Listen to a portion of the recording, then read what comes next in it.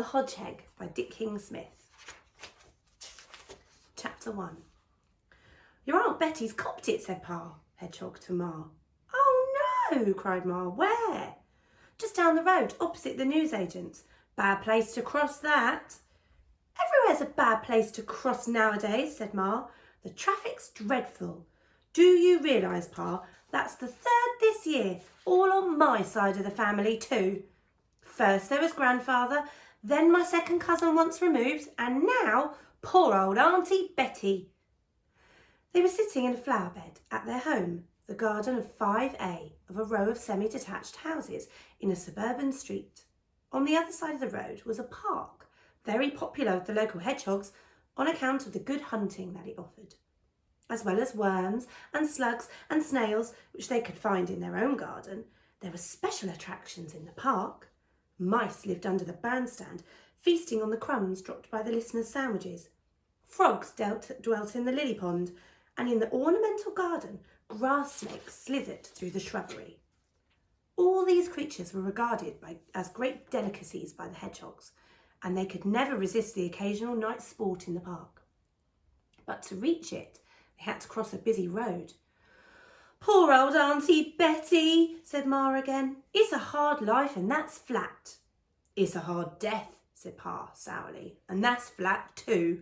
Talk about squashed. Poor old girl was.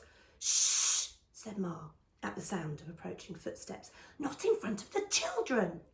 As up trotted 4 small figures, exact miniatures of their parents, except their spines were still greyish rather than brown. 3 of them were little sows named by Ma, who was fond of flowers, peony, pansy and petunia.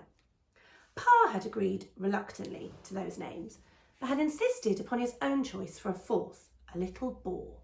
Boys, he said, needed noble-sounding names, and the 4th youngster was therefore called Victor Maximilian St. George, Max for short.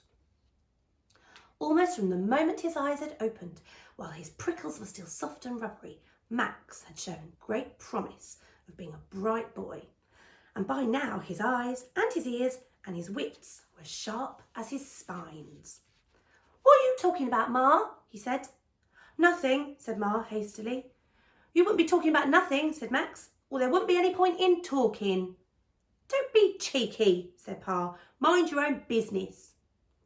Well, I suppose it is their business really, Pa, isn't it? Said Ma, or it soon will be. They're bound to go out exploring outside our garden before long. We've got to warn them.